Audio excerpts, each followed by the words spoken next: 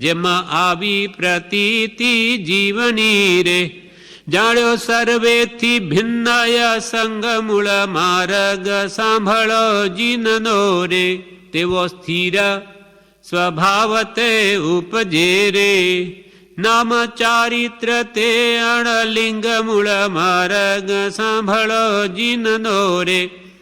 જેમાં આવી પ્રતીતિ જીવની, નાનીઓ કંઈક દેતી ભિન્ન આત્મા, પછી એને વિશ્વાસ આવ્યો ખરેખર એમ જ છે. એમ આત્મા જ્ઞાન સ્વરૂપ ચેતનમય છે અને તે આત્મા સંયોગી પદાર્થ નથી, એટલે અન્ય દ્રવ્ય મળવાથી તે બનતો નથી, પરંતુ સર્વથી ભિન્ન અસંગ છે.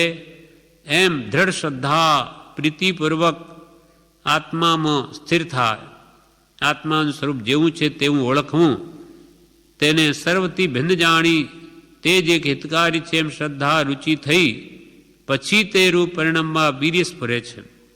જેમાં આવી પ્રતીતિ જીવની શ્રદ્ધા આવી, પ્રતીતિ એટલે વિશ્વાસ આવ્યો કે જીવ નામનું જ હું દ્રવ્ય છું, જાણ્યો સર્વેથી ભિન્ન અસંગ. મારો આત્મા તો કર્માદિ સર્વ પદાર્થોથી જુદો, કર્મણ વર્ણાથી જુદો, ભાવ કર્મ દ્રવ્ય કર્મ નો કર્મ બધાથી જુદો.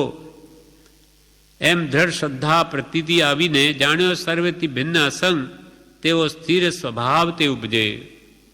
પછી મારું કોઈ નથી એમ જાણીને મારો તો એક આત્મા જ, તેમાં રુચિ થાય, તે રૂપે આત્મામાં સ્થિર થવાનો જો પ્રયત્ન કરે, વીર્ય સ્ફુરે, અને એમ કરવાથી તે આત્માના સુખમાં સ્થિર થાય, પછી આત્મારૂપ થઈને વર્તવું તેને ચારિત્ર કહે છે.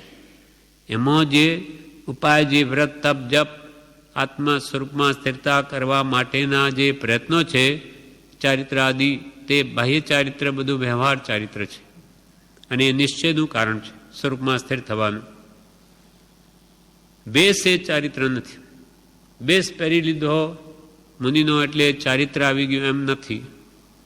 સંકિત થતા અનંતાનુબંધી કશાય જાય છે, તેથી સ્વરૂપાચરણરૂપ ચારિત્ર પ્રગટે. ચોથે ગુણસ્થાન કે આવેલા મહાત્માઓને 7 પ્રકૃતિઓનો ઉપશમ ક્ષય કે ક્ષયપશમ થયો, તેથી એ સમ્યક દ્રષ્ટિ થયા. તે સ્વરૂપાચરણરૂપ ચારિત્ર, સ્વરૂપમાં આચરણ કરવારૂપ ચારિત્ર પ્રગટ્યું. ત્યાં વ્રતની અપેક્ષા ન હોય, ત્યાં તે અણલિંગ ચારિત્ર કહેવાય.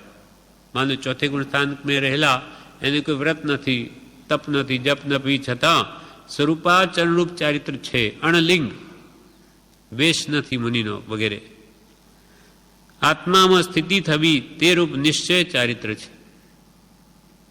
એમાં જેમાં આવી પ્રતીતિ જીવની રે, જાણ્યો સર્વેથી ભિન્નાય સંગ મૂળ માર્ગ સાંભળો જીનનો રે, તેવો સ્થિર સ્વભાવ તે ઉપજે રે.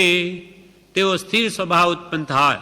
નામ ચારિત્ર તે અણલિંગ, અણલિંગ એટલે વેશ હો કે ન હો, પણ ભાવલિંગ છે. આત્મચારિત્ર પ્રગટ્યું, જ્ઞાન થયું તો એટલે અણલિંગ ચારિત્ર. નામ ચારિત્ર તે અણલિંગ મૂળ માર્ગ સાંભળો જીનનો રે.